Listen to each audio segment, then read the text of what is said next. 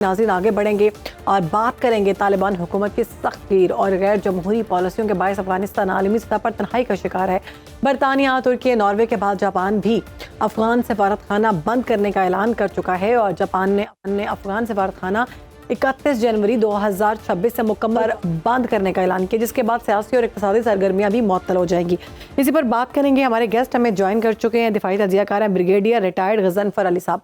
बहुत शुक्रिया ब्रिगेड साहब वक्त देने के लिए। अफगानिस्तान की बढ़ती हुई आलमी तन्हाई, ख़ुसूसन जापान की हम बात करें, बरतानिया, तुर्की और नॉर्वे के सिफारती मिशंस की बंदिश आपके नज़दीक तालिबान हुकूमत की किस बुनियादी पॉलिसी की अक्कासी है? दहशतगर्दी बुनियादी तौर पर बुनियादी नुक्ता आप लेंगे तो उनके जो कल्चर के अंदर या उनका जो बिलीफ है, और क्योंकि वहाँ पे जो हुकूमत है वो हुकूमत तो पीपल रिप्रेजेंटेटिव हुकूमत तो है नहीं, वो लोग आए थे टेम्परेरी और उसके बाद फिर वो बैठ गए। और जितने भी आप उनके मिनिस्टर्स को उठा के देखेंगे या लोगों को जो इस वक्त रूल कर रहे हैं, वो सारे के सारे नार्को डीलर हैं, दे आर स्मगलर्स जो नारकोटिक्स स्मगल करते हैं। और उसमें जितनी नारकोटिक्स अफगानिस्तान के अंदर स्मगल होती है सब में भत्ता लेते हैं। उसके बाद एक ट्रेडिशन है अफगानिस्तान में, जो भी लीडर होता है उसको जितना भी दुनिया इमदाद देती है, जैसे अपने अशरफ गनी को देखा, हामिद करजई को देखा, तो तमाम के तमाम डॉलर जो हैं वो खुद अपने पास जमा करके हेलीकॉप्टर में लेके भाग जाते हैं। दूसरा है जो उनका अपने अंदर की जो खाना जंगी, और आपको अभी देखा कि वो जो अपना सिराजुद्दीन हक्कानी और का जो बयान आया है, उसने क्या कहा? उसने कहा कि जी अगर हम पुरानी पॉलिसियां जारी रखेंगे तो हमारे अंदर क्या तब्दीली आई है। उसके बाद जो अभी वो एक वहाँ पे मौलवी नमान था जो GID में मुल्ला वासिक का जो डिप्टी था और जो सुसाइड बॉम्बिंग के लिए लोगों को ट्रेन करता था और दहशतगर्द था बहुत बड़ा, और वो उसके साथ एक रॉ का ऑपरेटर था जो अजीत कुमार डेवल ने मुबैना तौर पे उससे मिलने के लिए भेजा था कि GID और रॉ जो है वो पाकिस्तान के अंदर दहशतगर्दी की एक्टिविटीज़ जो हैं और जितना ये अफगान पाकिस्तान के अंदर एंटर होते हैं और जो 33 तंजीमों को, दहशतगर्द तंजीमों को ये ट्रेन कर रहे हैं, इसमें अलकायदा को ट्रेन कर रहे हैं, ये सेंट्रल एशियन रिपब्लिक में लॉन्च करने के लिए, जैसे अब ताजिकिस्तान में हमला हुआ, और ETIM को ट्रेन कर रहे हैं चाइना में लॉन्च करने के लिए।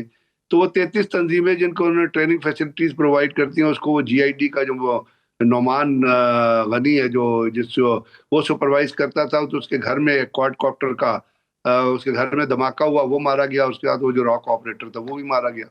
अब वहाँ पे पंजशेर में जो अहमद मसूद है उसकी और जो इनके अपने अंदर जो लोग हैं उनकी जो आपस में चप्पलिश चल रही है। अफगानिस्तान के अंदर जो 1000 उलमा का एक काबुल यूनिवर्सिटी में इजलास हुआ था, उन्होंने क्या कहा? अफगानिस्तान को आपके हुकूमत को डिमांड किया कि अपनी सरजमीन जो है वो हमसाया ममालिक के खिलाफ इस्तेमाल ना होने दे। लेकिन क्या ये जो जिनको आप वहाँ पे लीडर, मैं तो उनको लीडर नहीं कहता, मैं तो फिर कहता हूँ कि वो नार्को स्मगलर हैं बहुत बड़े, और उनके अंदर अकल ना उनको दीन का पता है ना उनको दुनिया का पता है। अगर दीन का पता होता तो जाके वो भारत की लैब में, भारत की गोद में ना बैठते। और दुनिया का पता होता तो दुनिया तो आपने खुद कहा कि वहाँ पे एमसीज भी बंद कर रही है, तिजारत भी बंद कर रही है। अपने लोगों की भी उनको परवाह नहीं है। वो कहते हैं कि हमारे लोग मरते हैं, सर्दी से मरते हैं, भूख से मरते हैं, तो मर जाएं, क्योंकि आपको पता है 2.5 महीने से तिजारत बंद है जी।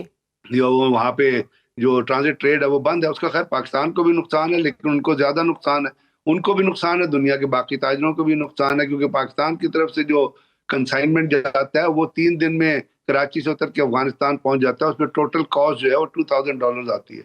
वही चीजें अगर आप कहीं और से मंगाएंगे तो वो कॉस्ट जो है $5000-6000 पे चली जाती है। चाबहार को ये कल्टीवेट करते हैं, चाबहार में तो अभी तक चाबहार पोर्ट तक ईरान में एक्सेस रोड ही नहीं बनी है, और इनकी दलराज और जो हाईवे है जो लिंक करती है वो उसके अंदर भी प्रॉब्लम है, और वहाँ 8 से 9 दिन लगेंगे किसी भी जो है ना, ये आपकी जानिब से बताए गए हैं। आप क्या समझते हैं कि आलमी बिरादरी के अदम एतमाद के बाद क्या तालिबान हुकूमत के लिए किसी सिफारती बहाली या इलाकाई ताउन के इम्कानात मौजूद है? और दूसरा, पाकिस्तान के शिमाली इलाकों में 2025 के दौरान दहशतगर्दी में 34% इजाफा हुआ है। क्या आप इसे अफगानिस्तान के दाखिली बेयकीनी और वहाँ के ग्रोहों की रीग्रुपिंग समझते हैं? उनकी रीग्रुपिंग भी है और बहुत सारी चीजें आपके सामने आ रही हैं। ग्रेजुअली हर चीज जो है वो अनफोल्ड हो जाती है। आपका उसके अंदर जो दहशतगर्दी बढ़ रही है, जिससे मैंने आपको बताया कि मौलवी नोमान के साथ जो बंदा बैठा हुआ था जो मारा गया, वो रॉ का ऑपरेटर था, वो अजीत कुमार डेवल से वहाँ का डिप्टी डायरेक्टर था, जो किस लिए आया था? इसीलिए आया था ना कि दे वांटेड टू प्लान دہشت گردی کی سرگرمیوں کو پلان کرنا چاہتے تھے. تو یہ لوگ ان چیزوں کو جب تک نہیں دیکھیں گے، اور دنیا میں جیسے آپ نے بتایا کہ دنیا کی کنیکٹیوٹی کٹ ہو رہی ہے، اس کے ساتھ ساتھ یہاں پہ جتنا پیسہ ہے وہ جو $7.62 بلین کے جو ہتھیار تھے ان کی بلیک میلنگ میں یہ انوالو ہیں، اور اس کے ساتھ ان تمام دہشت گرد تنظیموں کو سپورٹ کر رہے ہیں.